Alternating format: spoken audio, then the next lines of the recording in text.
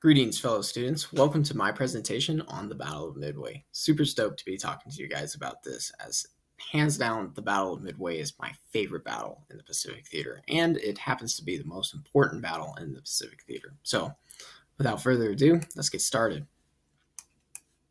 Get that out of the way. I'm just going to get started real fast with some background information.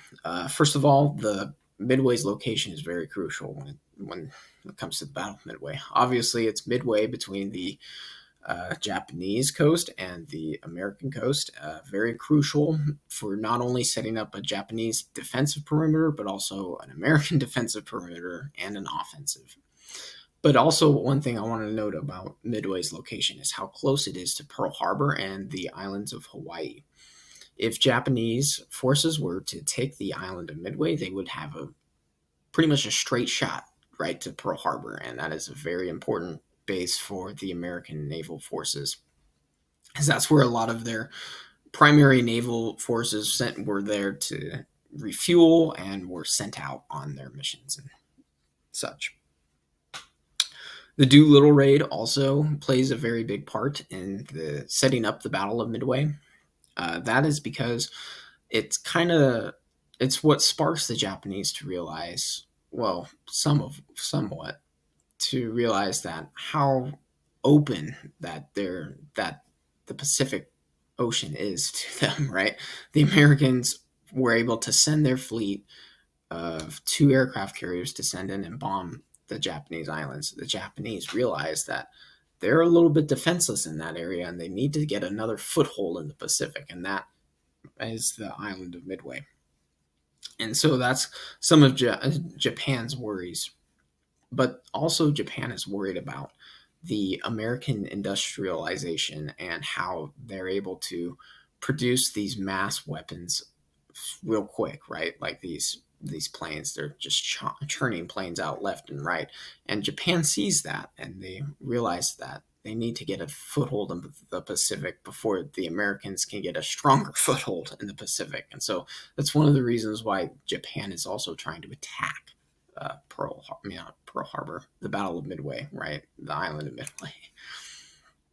Here's a map that kind of illustrates what I was talking about. It is a little outdated. 1943, the Battle of Midway takes place June 4th and 5th, 1942.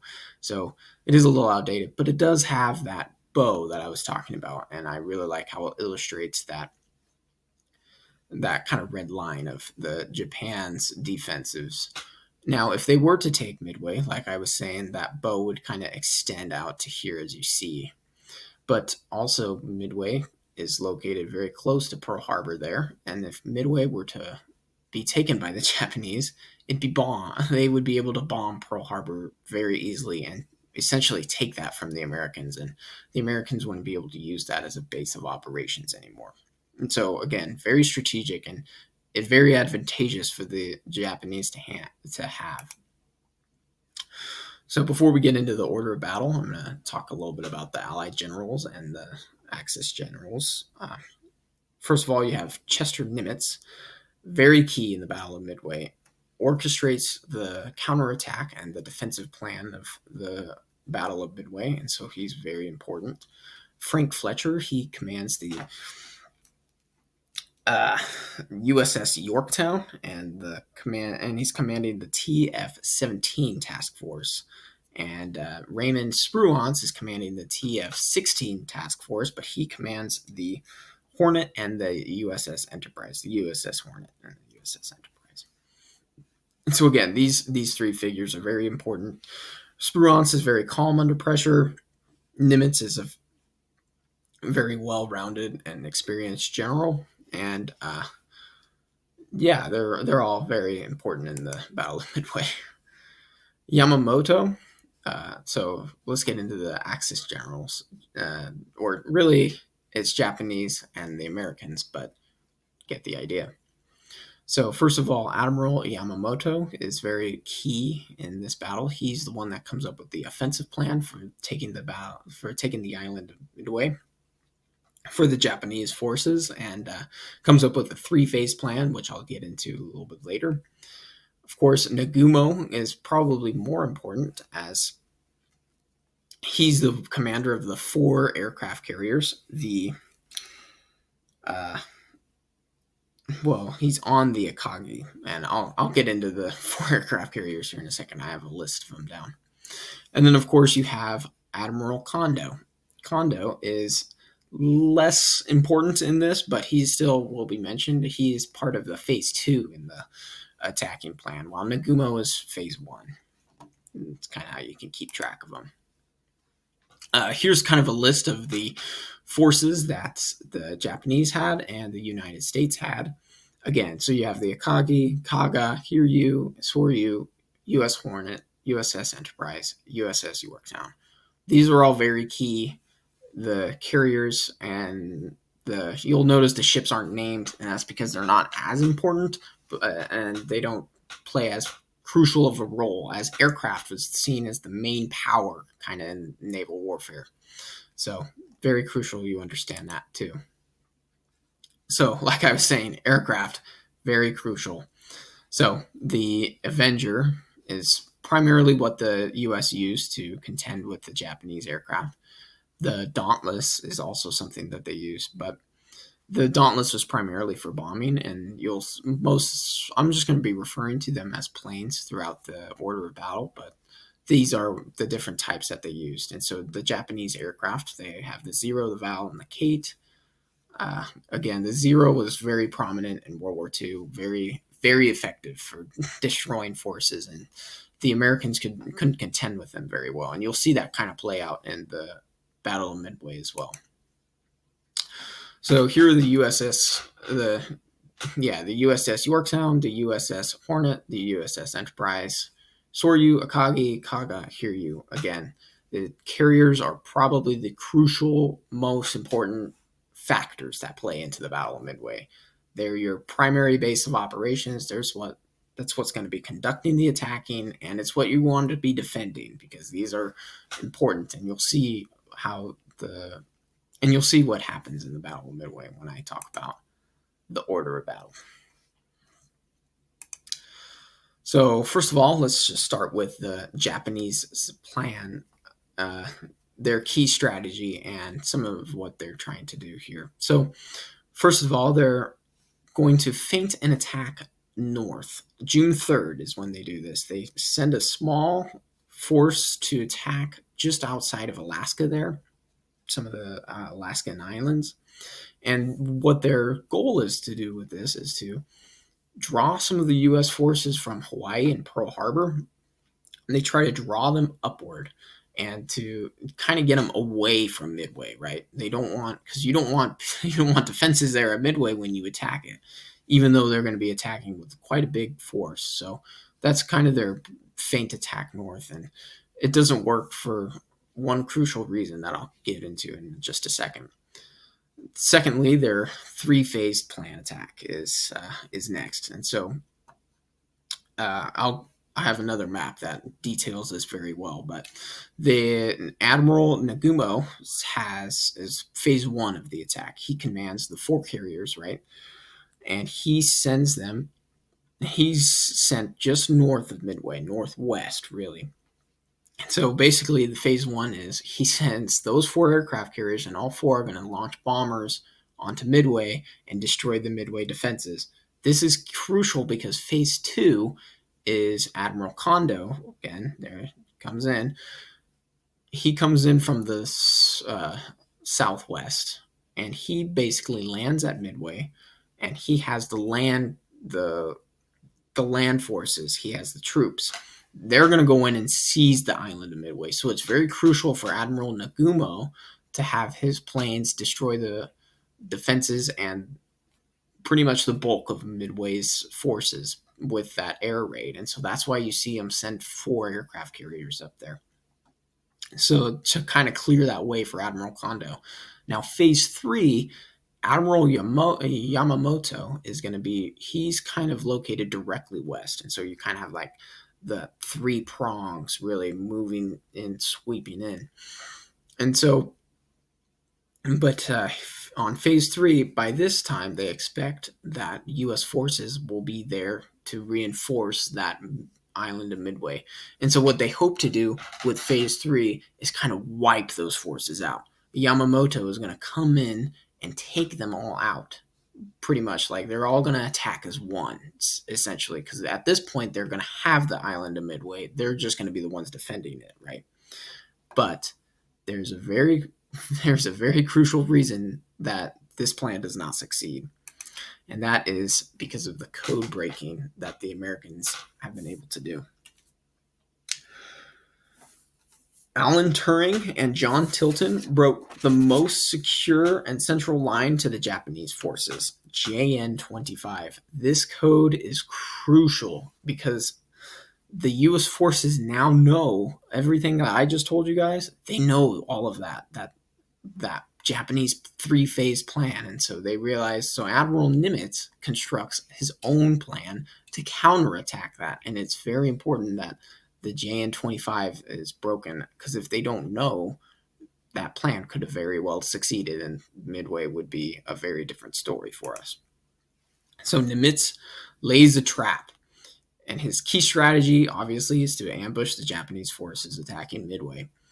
How does he do this? Well, he creates the 2 task forces, right? He has the TF-16, the Task Force 16, and Task Force 17, composed of their 3 carriers, the USS Enterprise, the USS Hornet, and the USS Yorktown, again, with Admiral Fletcher and Spruance commanding those, respectively. So he sends them basically east, just northeast of Midway, and I have another picture that will show that, kind of.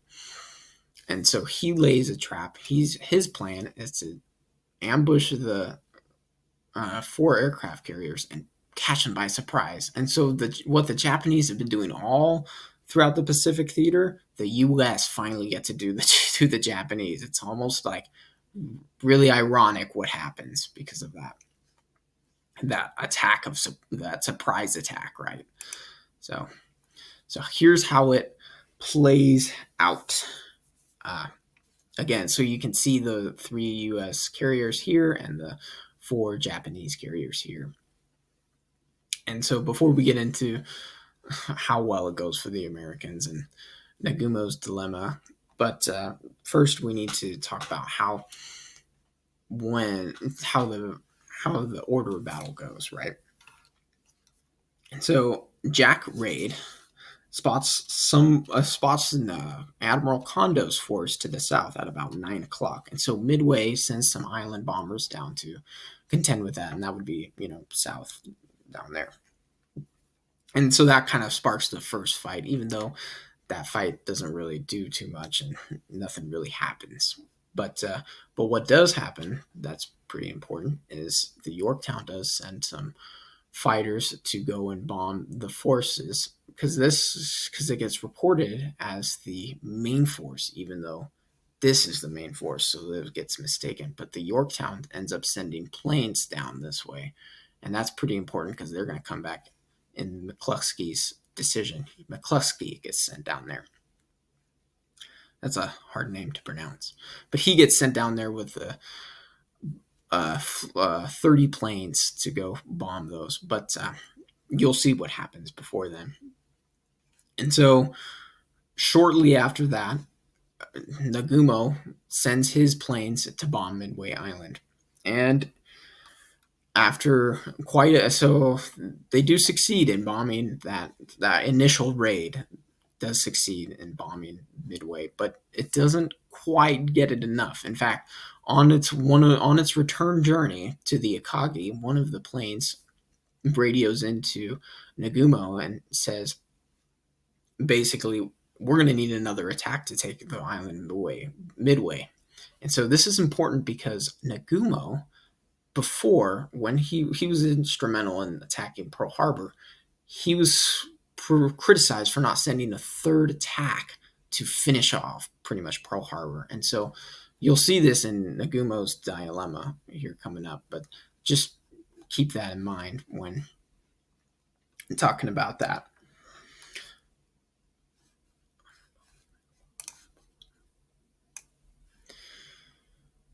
So shortly after the bombing of Midway. So Yamamoto also receives intelligence that there might be U.S. carriers nearby, but they're the Japanese have gone into a radio silence because they believe that the U.S. has been listening in on them, which they were, of course, and they actually broke their code. But this is very important, as you'll see throughout the battle, because Yamamoto doesn't go in to assist the Admiral Nagumo and his fleet, which is very costly for them because again they're maintaining that radio silence because they don't want the Americans to know that they're attacking Midway, essentially, right? And so after that initial bombing, and Nagumo is now faced with the decision. This is what's known as Nagumo's dilemma, and he has to decide if he needs to contend with. He has to decide whether to arm his bombers for another attack on Midway, or to arm his bombers with torpedoes to contend with the American forces that are up here. But remember that Nagumo already has been scolded for not attacking Pearl Harbor and finishing it off, and because and Admiral Nagumo doesn't have any reason to believe that there are U.S. forces up here. Remember, they're supposed to be up north, right, out of the way, and so he doesn't have any reason to believe that there are any forces here. But not only is this crucial to understand, but he's also being attacked at this very moment because there are Midway bombers bombing his fleet, and so from the land, and so he realizes this, and he realizes he needs to launch a counterattack at Midway. He doesn't believe there are any forces up here, so essentially he launches his planes down this way, or he starts arming his bombers for that. And in the midst of all this, Admiral McCluskey has already reached here, and he's decided there's nobody here. There's no forces down at this section, like from the Yorktown all the way down here. There's no forces down there for him to attack. And so he makes a very crucial decision, which Nimitz later calls the most influential decision of the Battle of Midway. Instead of returning safely to the Enterprise, he goes, instead of with the fuel that he has, he goes all the way this way, and he's like, we're going to attack where we know they're going. And so they send their planes, his 30 bombers, and they go and they bomb the Kaga, and they take it out, or essentially just blow it out. Nagumo is absolutely blown away, super shocked. He's like, where did these planes come from? Again, he's arming his planes to bomb Midway again. He doesn't expect any of these aircraft carriers or their reinforcements for that matter. And so when these 30 planes come and bomb the Kaga, it's devastating for him. And at this point, the Yorktown has also sent some planes, and then they bomb the Soryu, and they effectively take it out by hitting the left flank with some torpedoes. The Kaga gets taken out because its command staff is blown out. A bomb hits the command center and essentially destroys it, disabling it because without any direction, you can't really go anywhere. Don't really have any commanding officers. And so when Nagumo sees this, he now has to reorganize his planes again. The ones that were being armed with torpedoes now need to be armed with bombs so that they can start fighting the carrier force that gets reported into him from the scout plane that he sends out. So eventually, but what happens here is another force of planes have come in and bombed the Akagi, effectively disabling it and forcing Nagumo to transfer to a light cruiser known as the Nagara. And so that's not really as important as he's still alive and he can command the remaining Hiryu, but the Akagi is destroyed now. And so the Japanese have already lost 3 carriers in the course of an hour. Very important. And so he realizes the battle is slipping away from his grasp. He's losing the battle badly. So he sends planes from the Hiryu to attack the Yorktown.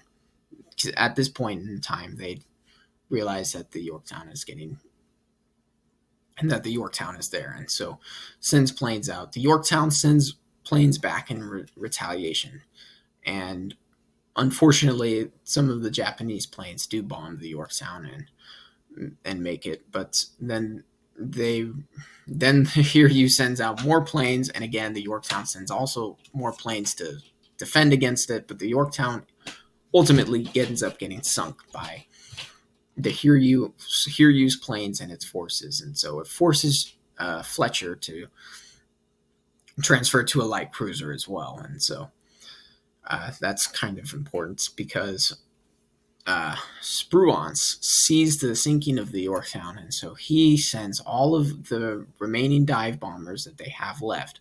He sends them to attack the Hiryu. Very crucial, as all of these bombers are now bombing the Hiryu, and they essentially just pretty much take it out.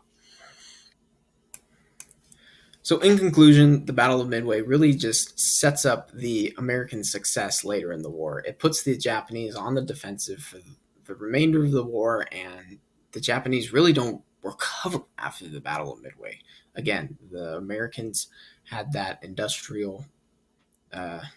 industrial benefits of all of their resources and being able to hammer out repairs and ships and reinforcements rather quickly, while the Japanese didn't really have that kind of benefit going towards them. And so by stopping the Japanese from taking the island of Midway, the Americans not only bolster their defense, but then also really are able to launch a good counteroffensive against the Japanese. So thanks for listening.